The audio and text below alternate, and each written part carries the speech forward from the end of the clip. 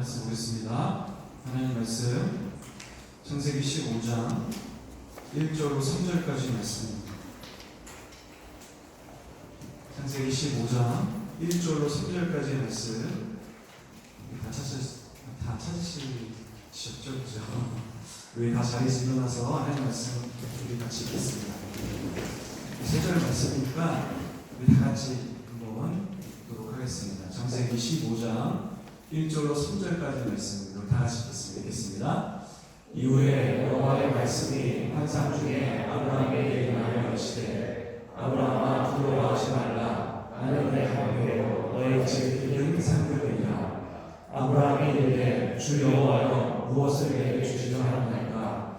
나는 자식이 없사오니 나의 상속자는 이 다메섹 사람 엘리에셀이니라.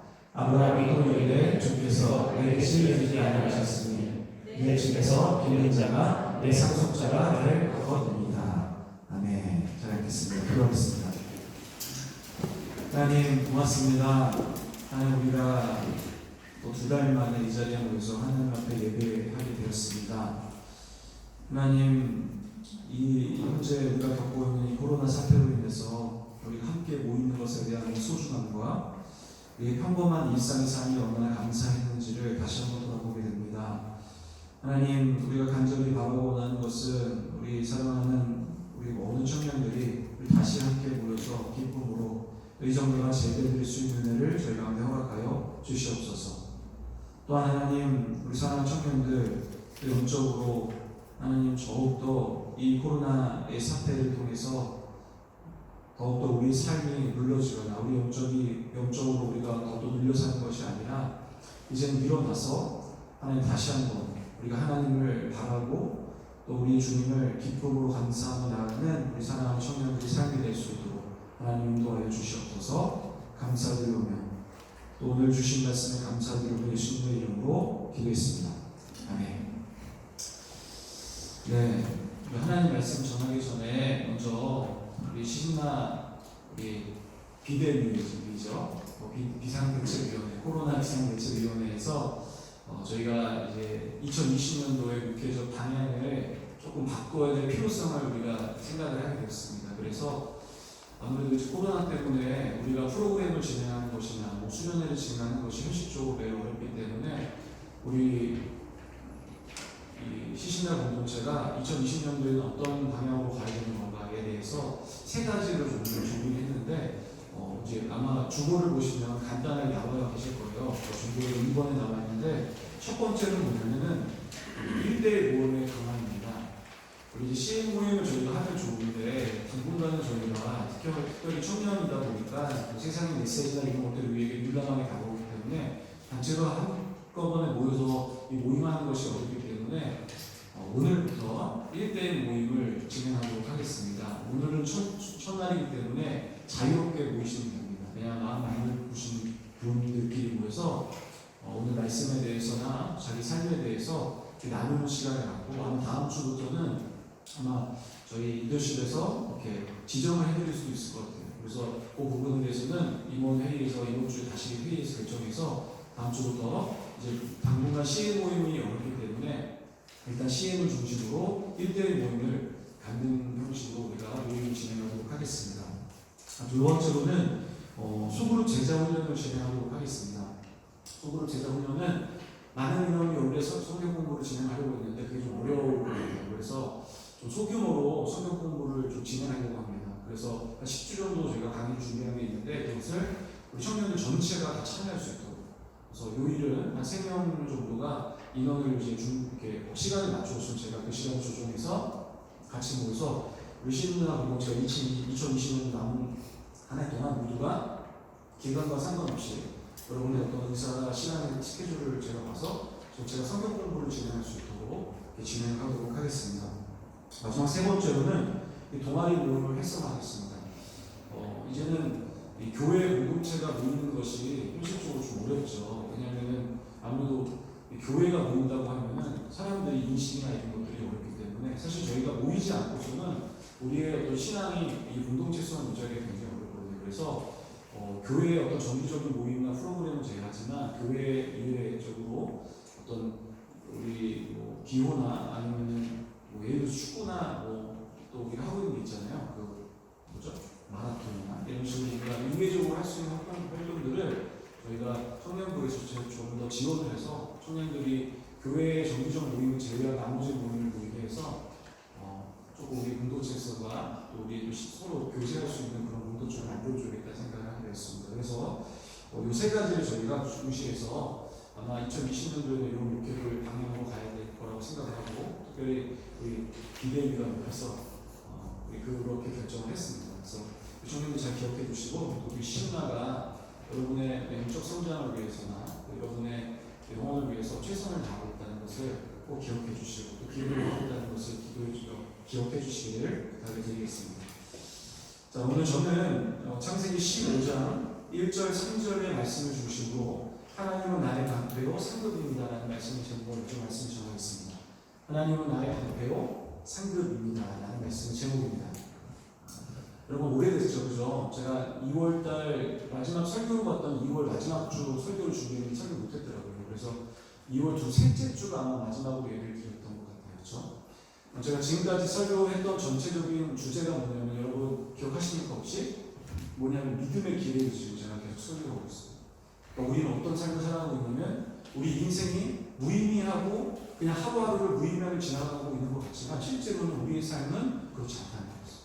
왜냐하면 우리는 궁극적인 목적지를 향해서 하루하루를 걸어가고 있다. 여러분들의 삶은 믿음의 길을 걸어가고 있다는 사실을 제가 이야기 드리고 지금 그런 주제로 설교를 하고 있습니다. 그래서 아마 믿음의 길 오늘 8번째 시간이에요. 8번째 시간. 그래서 믿음의 길에서 계속 설교를 하고 있죠. 그러니까 모든 그리스도인들은 하나님께서 성경을 통해서 계시한 것 같이 아브라함을 통해서 계신 것 같이 우리 또한 모두가 믿음의 길을 걸어가고 있다는 것입니다. 여러분 그렇다면 믿음의 길의 최종적인 목적지는 어디입니까? 어디라고 생각하십니까? 이건 분명히 아브라함을 통해서 이야기하고 있는 거죠. 어떤 사람들은 아브라함이라는 사람의 이 존재를 뭐라고 표현을 하냐면은 축복이라는 단어로 설명을 해요. 그러니까 이 아브라함이라는 사람의 이 모든 사람들이 이야기하는 내용의 핵심이 오늘 축복에 관심이 가 있어요. 그러니까 아브라함은 축복의 상징이라고만 생각해요. 근데 이 축복의 상징이 어디에 한정되어 있냐면 이 땅에 한정되어 있다는 거예요. 무슨 얘기인지 이해되시죠? 그죠? 그러니까 이 땅에 있는 축복, 소위 말하는 부유하고 그 이 땅에서 잘 되고 내 자녀가 번성하는 이 축복의 관심을 갖고 있다는 거예요. 마치 아브라함의 궁극적인 목적이 그곳에 가 있다고 생각을 하는 거예요. 근데 그러나 여러분 성경은 분명히 그렇게 이야기하고 있지 않다는 거예요. 히브리서 11장 16절입니다. 우리 다 같이 한번 읽어볼게요. 우리 앞부분만 읽을 건데 있는 것이 각까지만 읽어주시면 읽겠습니다. 시작. 그들이 이제는 더 나은 본향을 사모하니 곧 하늘에 있는 것이다. 여러분 여기서 얘기하는 그들은 누구냐면 우리의 믿음의 선조들을 이야기합니다. 히브리서 11장은 우리의 믿음의 선조들을 모두 쭉 나열하는 그런 본문이에요. 그런데 히브리서에서 이야기하는 믿음의 조상들은 분명히 어디로 향해 가고 있었냐면 그 목적지가 본향. 그 본향이 어디 있냐면 하늘에 있는 곳이다. 여러분 이것을 보면서 우리가 생각할 수 있는 게 무엇이냐면 우리가 가야 할 믿음의 길의 궁극적인 목적지에는 분명히 이 땅이 아니라는 거예요. 세상에서 말하는 축복을 이야기하는 것이 아니라 세상에서 말하는 번영을 의미하는 것이 절대로 아니라는 거예요. 목적지는 어디입니까? 하나님 나라. 우리가 가야 할 궁극적인 목적지는 이 땅이 아니라 하늘에 있는 고향이죠. 그곳이 바로 우리의 목적지라는 거죠. 여러분 이것을 우리 삶에 적용한다면 이렇게 생각할 수 있는 거예요. 만약에 우리가 이 땅에서 남들보다 좋은 직장을 갖고 좋은 대학을 나왔어요. 그리고 여러분이 좋은 배우자를 얻고 그리고 여러분이 좋은 집을 사고 노후를 준비했어요.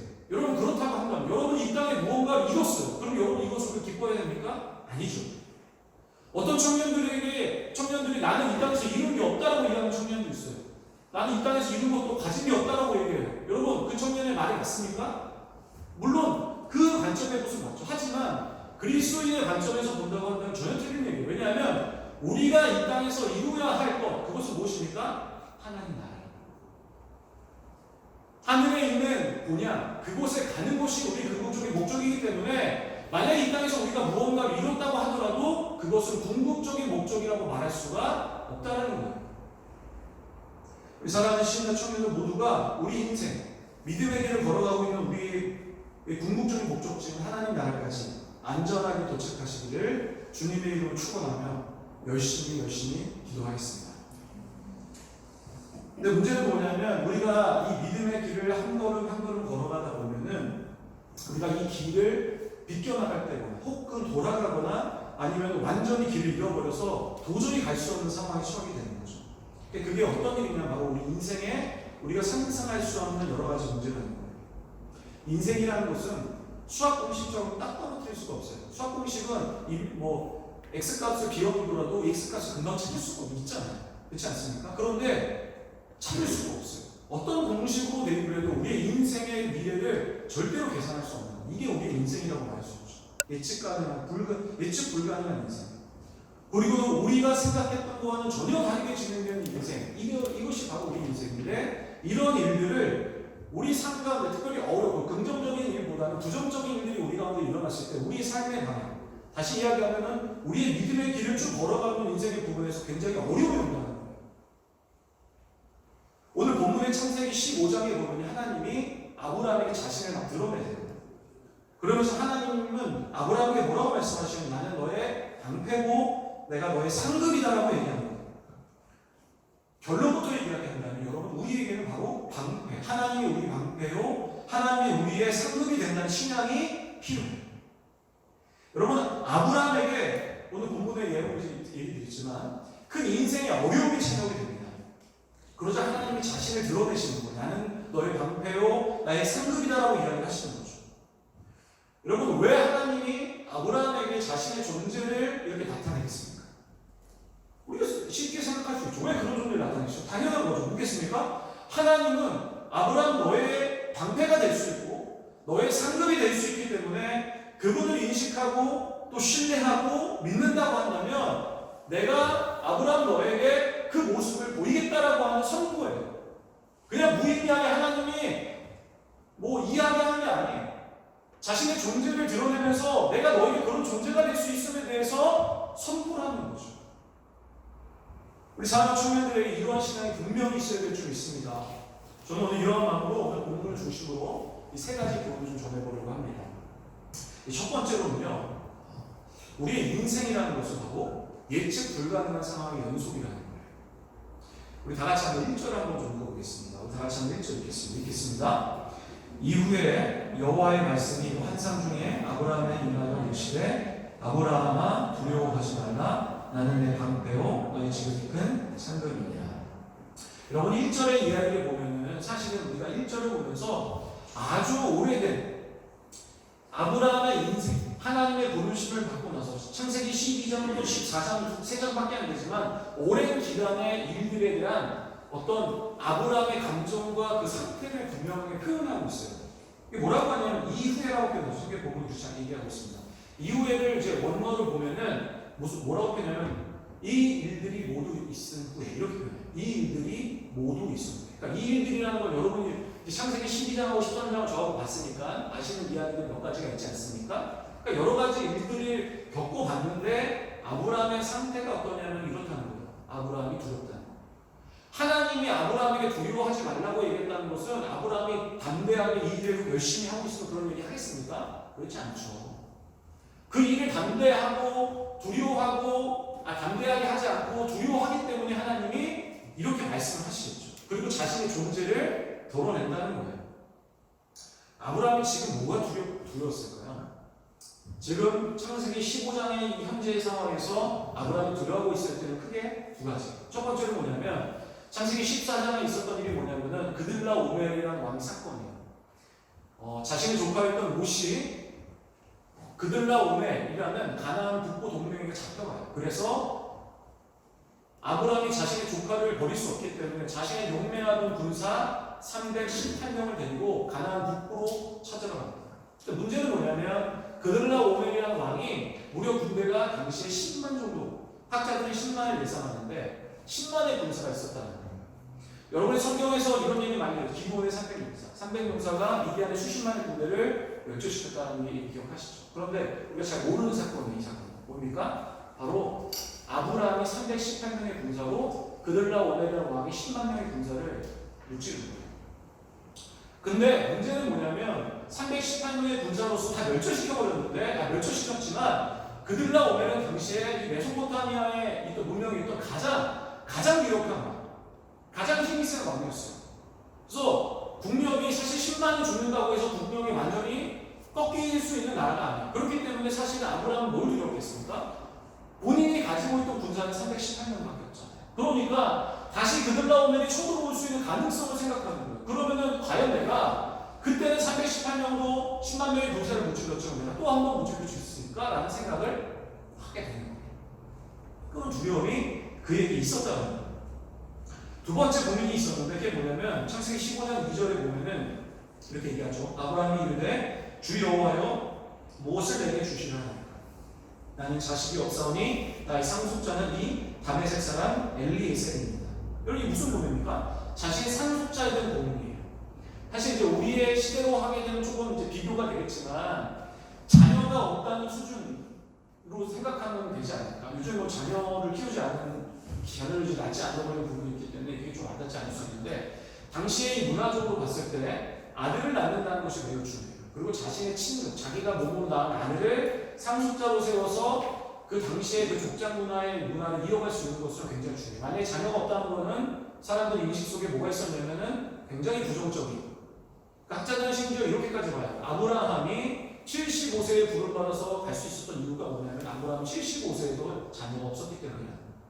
그래서 아브라함이 간절해서 하나님 부르시면 안 돼. 이렇게 해석한 학자들도 있다는 거예요. 그러니까 그만큼 자녀가 없다는 것에 대한 이 인식은 굉장히 위험하다는 거죠. 그런데 아브라함의 상속자가 없었어요. 그러니까 그는 이제 인생의 고난을 여기는 거죠. 난 왜 없을까? 우리가 뭔가 못 가지면 되게 어려움과 상실감을 느끼는데 아주 중요한 요소를 그가 갖고 있지 않았기 때문에 그가 두려워하고 힘들었다는 거예요. 근데 여러분 이제 그 이후의 고민이고 이전의 고민을 한번 생각해 봅시다. 15장 1절에서 얘기하는 그 일들이 있었던 후에 두려워하는 아브라함은 이런 두 가지 고민이 있었고 그 이전에 어떤 고민을 하고 있었는지 생각해봐요. 많은 일들이 있었죠. 하나님을 떠나서 가나안까지 오고, 그리고 애국 땅에 가기 전에 자신이 겪게 있던 가나안 땅에 기근이 와서 굶어 죽을 뻔합니다. 그리고 그 이후에 또 뭐가 있었습니까? 애국 왕에게 자신의 아내를 뺏길 뻔합니다. 그리고 자신의 조카였던 롯을 뺏기고 자신의 어떤 모든 것들이 그들과 오벨로 하여금 완전 파멸될 수 있는 그런 위기. 여러분 잘 봐야 될 게 있습니다. 뭐냐면 아브라함의 이 어려움의 문제 사건 외에 또 어려움이 왔다. 여러분 저는 인생이라는 걸 이렇게 생각을 했어요. 여러분 우리도 이런 생각 공감하지 않습니까? 인생의 어려움 뒤에는 뭐가 옵니까? 어떻게 뭐가 옵니까? 그럼 뭐가 오세요? 어려움 뒤에는 우리 인식 속에 뭐가 있어요? 어려움 뒤에 뭐가 옵니까? 행복이라는 거죠. 그렇지 않습니까? 그러니까 우리가 기대하잖아요. 그런 부분에 대해서. 어려움은 행복을 기대할 수 있는 거잖아요. 그렇지 않습니까? 저도 그렇게 생각했어요. 그런데 살다 보니까 깨달아진 경험이 뭐냐면은 이런 거예요. 어려움 후에는 행복이 늘 찾아오지 않는다. 어려움 뒤에는 어려움이 또 올 수 있어요. 어려움 후에는 또 어려움이 올 수 있어요. 어려움 후에는 또 어려움이 올 수 있다. 근데 반대로 여러분 행복이 없다는 게 아니에요. 행복이 왔을 때 그 다음에 어려움이 오는 게 아니에요. 행복이 오고 나서는 행복이 올 수도 있어요. 또 행복이 올 수도 있고. 어떤 사람은 영원히 행복하다가 이 땅에 살다가 계속 행복하다가 마지막 노년의 끝에 불행한 사람이 있어요.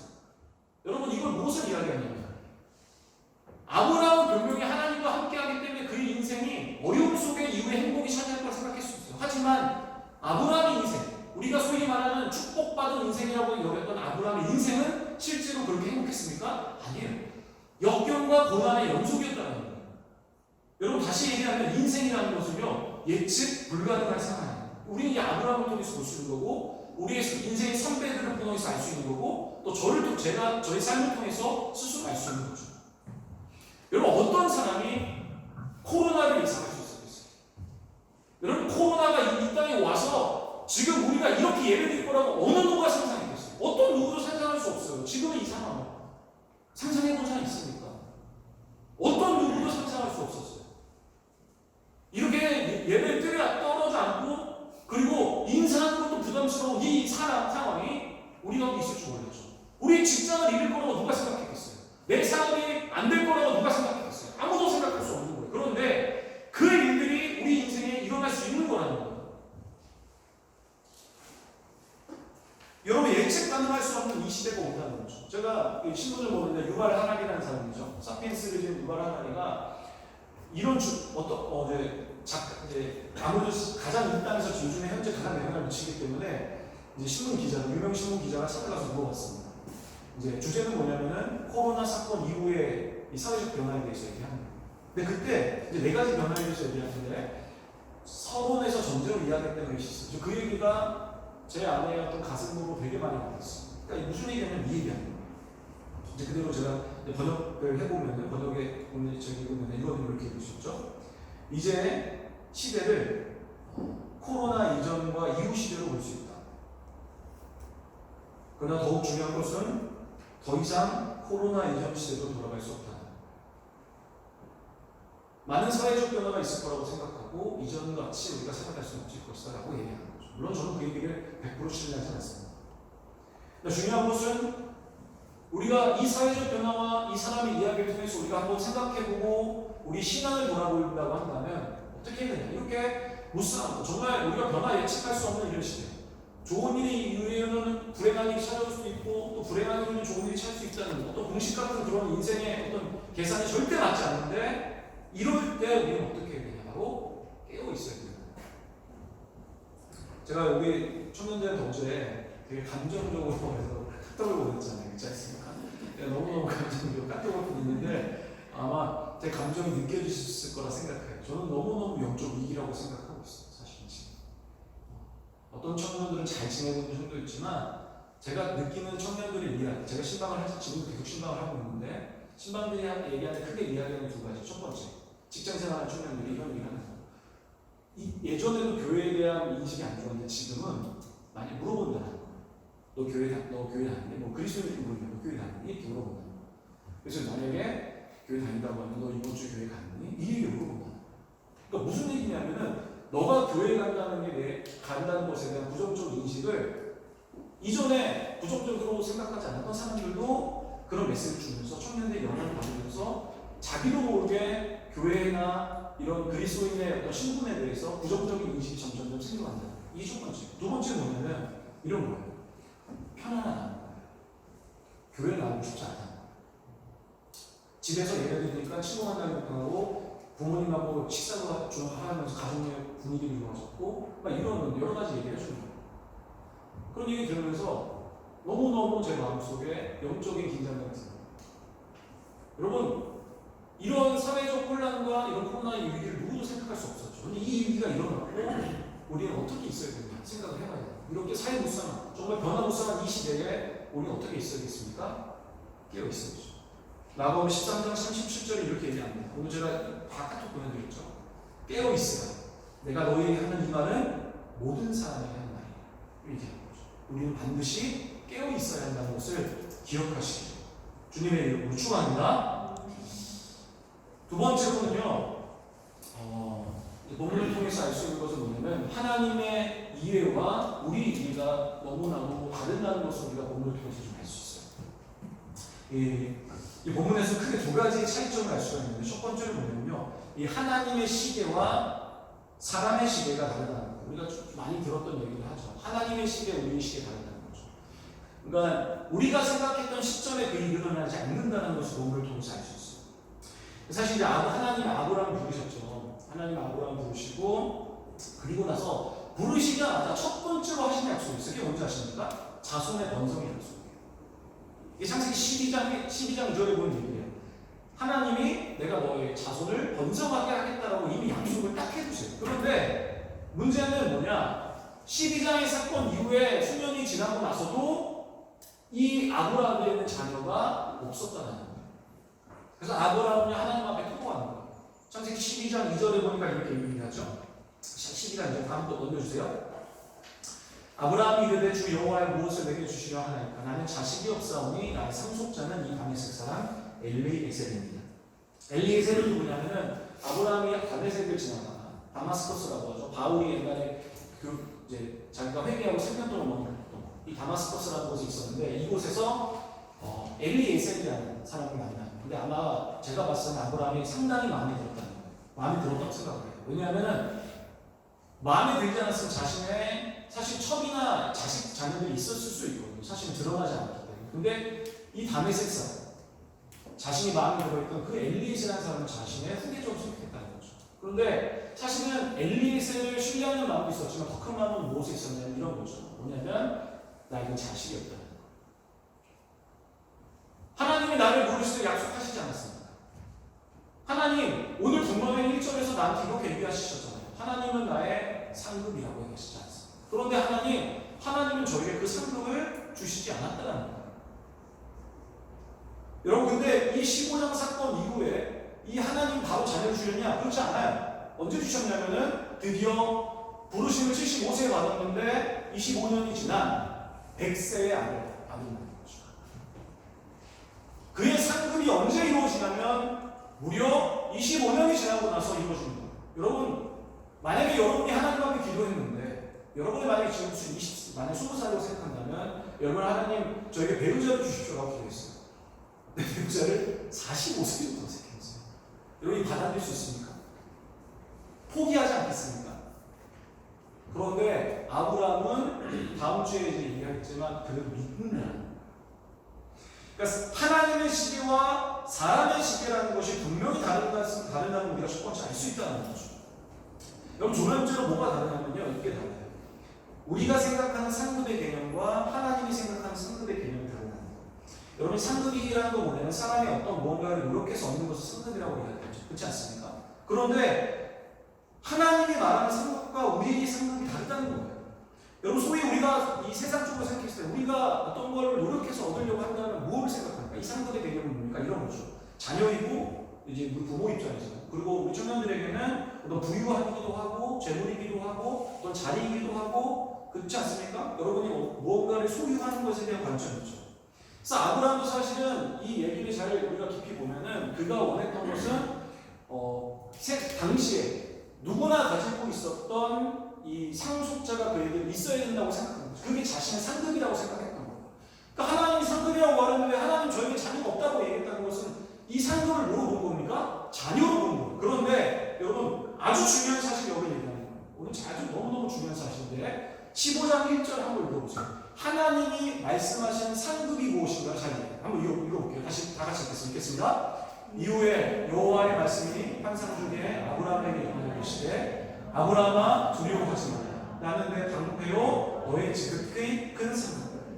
잘 보세요. 상급은 뭡니까? 하나님이다. 전혀 예상할 수 없었던 거예요. 상급은 세상적인 재물로 우리가 이해할 수 없다. 여러분이 가지고 있는 재산이나 여러분이 가지고 위치, 대학 학벌, 여러분이 가지고 있는 모든 소유한 무언가가 여러분의 상급으로 생각하면 안 된다는 거예요. 여러분은 어떻게 생각하죠? 하나님 왜 저를 축복하지 않습니까? 하나님 저는 가진 게 없습니다. 이렇게 이야기합니다. 하나님은 전혀 그렇게 얘기하잖아요. 하나님은 너희에게 아브라함이 얘기합니다. 아브라함아, 내가 너에게 자녀를 주는데 이 자녀를 상급으로 하고 정의하지 않는다. 여러분, 우리가 그래서 이것을 생각하면서 기억해야 되겠어요. 만약에 여러분 인생을 살아가다가 어떤 노력을 무언가를 맡겼어요. 그런데 여러분에게 남는 것이 어떤 자격증, 그리고 여러분이 무슨 시험을 통해서 얻는 것들, 그리고 여러분 재산을 얻어서 어떤 여러 명예를 얻었어요. 근데 만약에 무언가를 얻었는데 여러분이 남는 것이 하나님이 없다면 여러분 얻음이 없는 거예요. 무언가를 얻었을 때 하나님을 얻을 때만이 진짜 얻는 거예요. 다 묻혀도 하나님을 가진다고 한다면 여러분 진짜 상급을 갖고 있다고 말할 수 있는 거라는 거죠. 하나님 우리가 어떤 일을 통해서 우리에게 무엇을 남기려고 하시냐면은 여러분 주머니에 재물을 남기거나 여러분이 무언가 남들보다 뛰어난 거 가지고 있는 거 원하는 거예요. 하나님은 하나님을 남기고. 여러분 하나님이 있습니까? 여러분 묻고 싶어요. 여러분이 코로나 사태를 통해서 여러분에게 남아있는 것은 무엇입니까? 혹시 여러분이 이 코로나 사태를 통해서 남아있는 것이 내가 무언가를 잃어버렸다. 내 안에는 세상적인 것이 없어졌다고 말한다고 할지라도 혹시 여러분에게 하나님이 이 코로나를 통해서 있었다고 한다면 여러분 남는 거예요. 코로나는 여러분의 부정적인 것이라고 말할 수가 없는 거예요. 무엇을 만들겠습니까? 그러나 우리는 계속 얘기했죠. 하나님 저는 소유하고 싶어요. 우리가 원하는 것은 물질적인 거고 또 정신적인 것을 내가 채워주십시오라고 말하는 거죠. 그리고 못 채워지면 뭐라고 말합니까? 하기 힘들다는 거죠. 절망하는 거죠. 그러나 여러분 무언가 속에 하나님이 남겨있다고 한다면 여러분은 완벽한 삶이 여러분에 남아있다는 사실을 기억해야 됩니다. 우리 주님을 놓치지 않으시기를 주님의 이름으로 축원합니다. 하나님의 이해와 사람의 이해가 다르기 때문에 참 어렵죠. 그래서 여러분 우리가 한번 생각해야 될 게 뭐냐면 하나님 이해와 우리 이해를 줄이기 위해서 반드시 갖고 있어야 될 것은 무엇이죠? 이거예요. 뭐냐면 바로 하나님을 알아가야 되는 시간이에요. 그래서 여러분 시간이 좀 있으시죠? 그러면은 말씀을 읽으세요. 혹시 말씀이 이해가 안 된다면 조금 쉬운 성경을 읽으세요.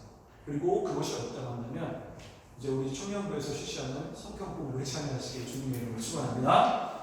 네, 어렵나요? 적용이? 네. 마지막 세 번째로는 하나님은 나의 방패고 상급이라는 거예요. 이제 주 핵심이죠. 오늘. 성경에서는 하나님께서 자신을 드러낸 사건들이 많아요. 하나님이 내가 어떤 존재다, 이러한 존재다라는 것을 이야기 많이 하세요. 근데 이제 하나님이 자신의 존재를 드러낼 때는 그 분명한 목적이 있어요. 그냥 하나님이 허언하려고 얘기하는 게 아니에요. 내가 어떤 존재다라고 여러분에게 또 그 백성들에게 이야기할 때는 분명히 그에 대한 이유가 있다는 거예요.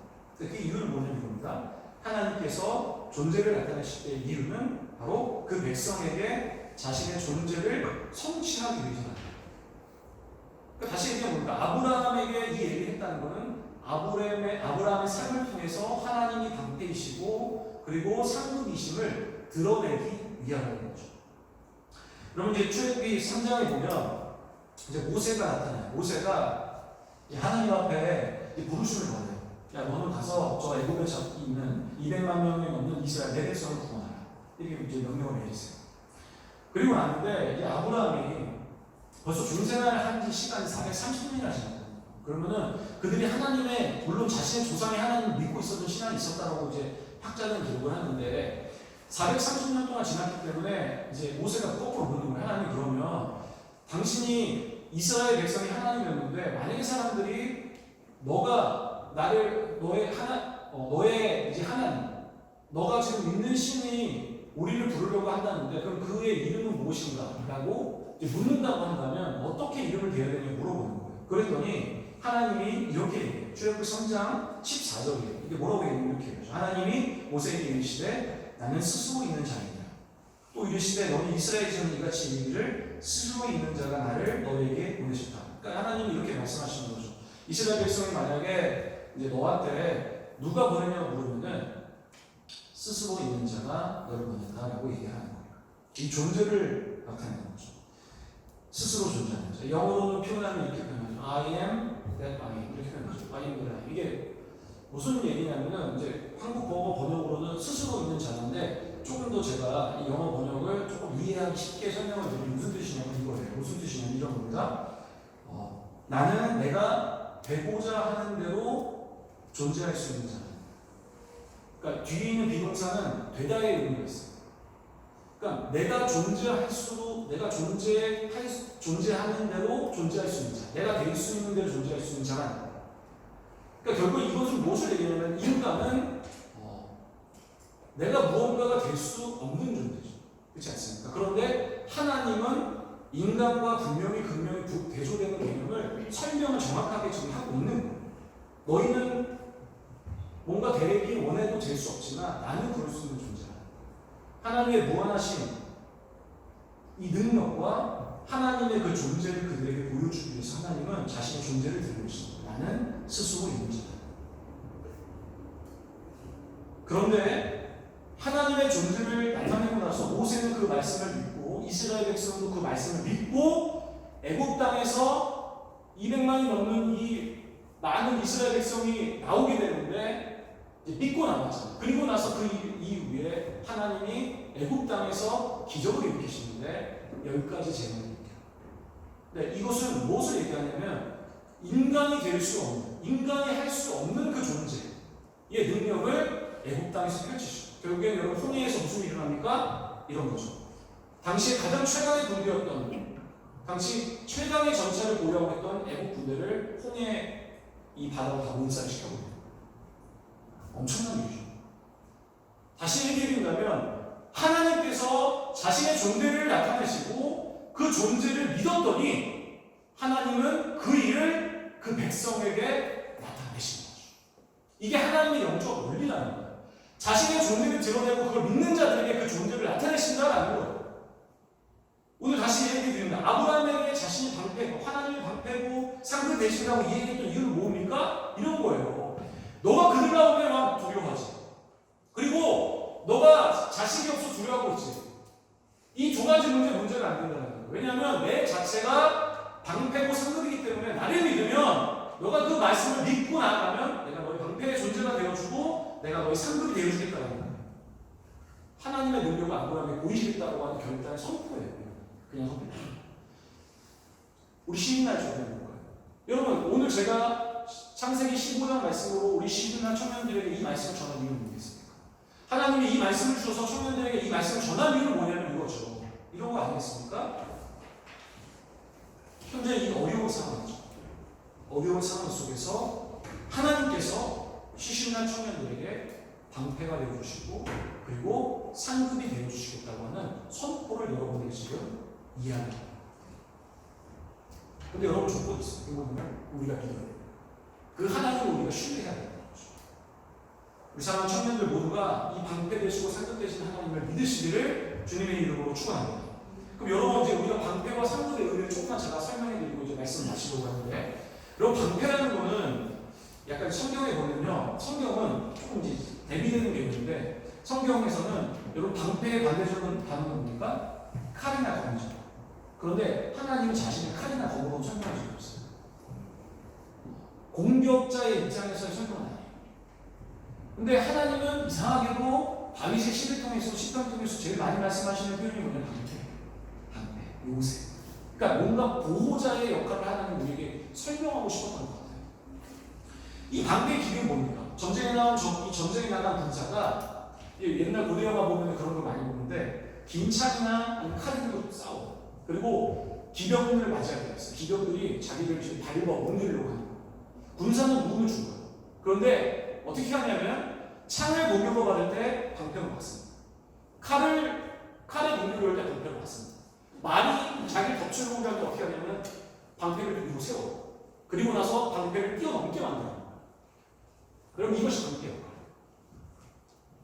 물론 때로는 이 방패는 공격의 목적의 역할도 하죠. 근데 여러분 중요한 거는 하나님께서 이 방패를 통해서 준 메시지를 보면 하나님이 어떠한 상황 속에서도 우리를 지킨다는 거예요. 이게 핵심적인 메시지죠. 내가 너희를 지키겠다는 거예요. 우리가 인간이 살아갈 때 우리가 끝까지 믿음의 길을 끝까지 걸어갈 수 있도록 우리 목적지인 하나님 나라까지 걸어갈 수 있도록 너희를 지켜주겠다는 거예요.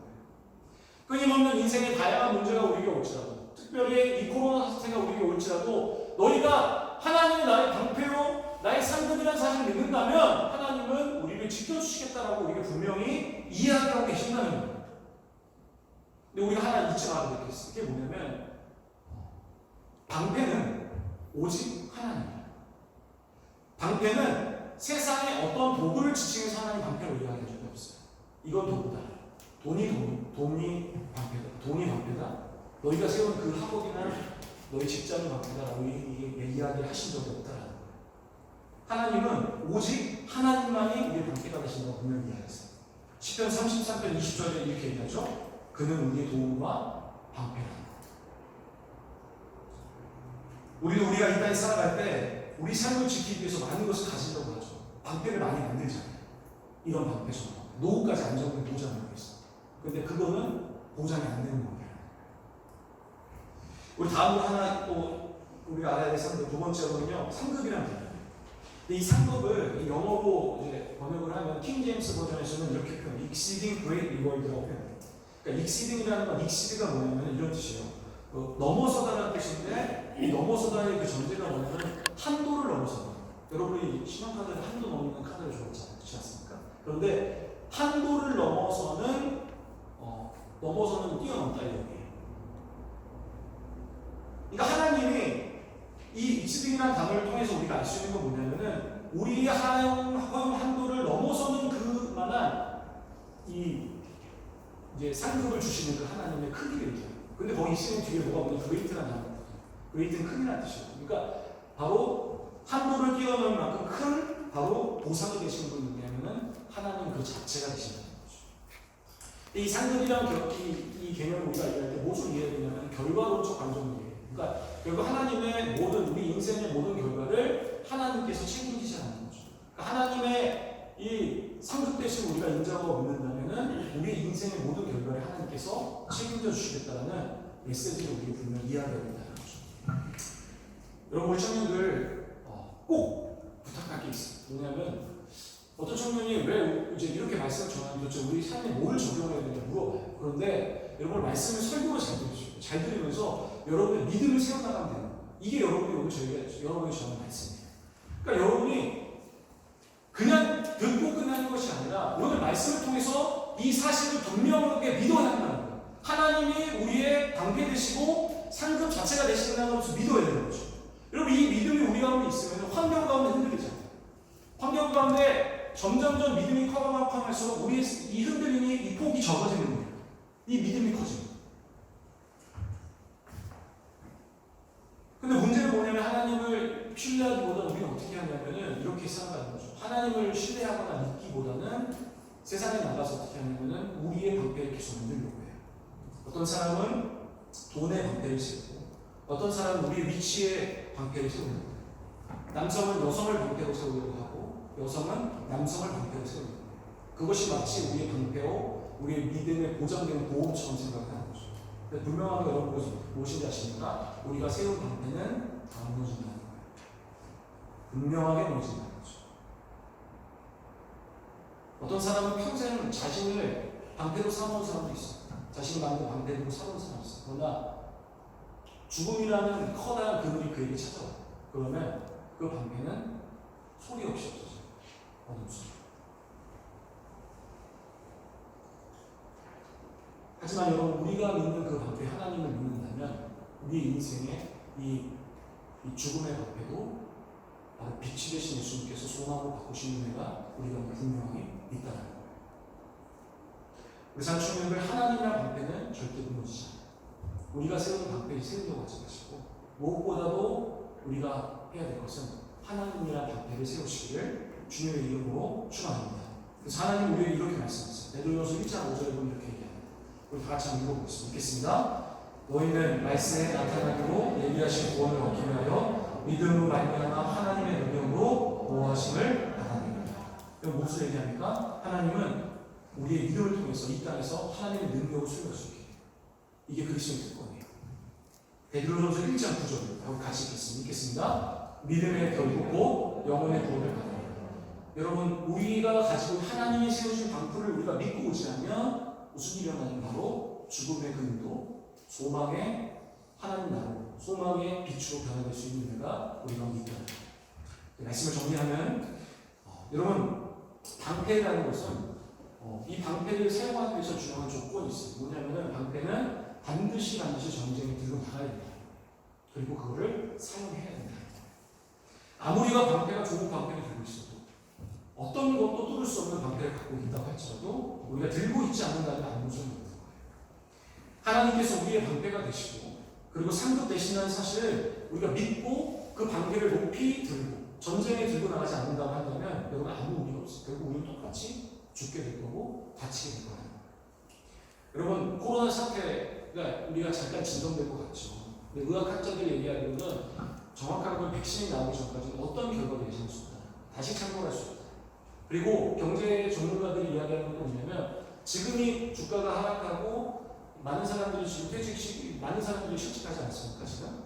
근데 이 사람들이 이 사건이 1차적 사건일 확률이 높다는 거예요. 언제든지 경기는 더 하락칠 수 있다는 거예요.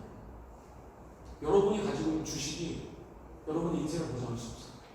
여러분이 가지고 있는 직장이 여러분의 인생을 보장할 수 없어요. 여러분이 가진 통장에 있는 그 돈이 지금까지 열심히 모은 그 돈이 여러분의 인생을 보장할 수 없어요.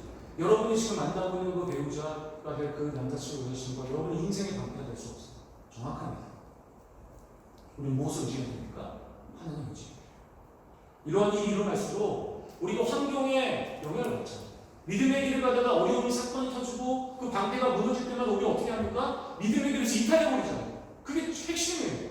우리가 인생에 이 땅에서 좀 어려운 상황 되지만 우리의 인생의 사건은 믿음 자체를 흔들어버리기 때문에 위험합니다. 그럼 여러분 지금 그 인생의 위기 속에서 우리가 해야 되는 건 뭐냐면 이거죠. 하나님을 믿는 거예요.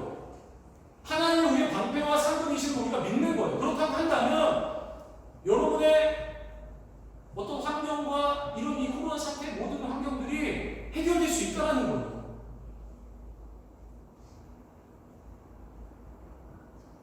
하나님을 믿어야 돼요.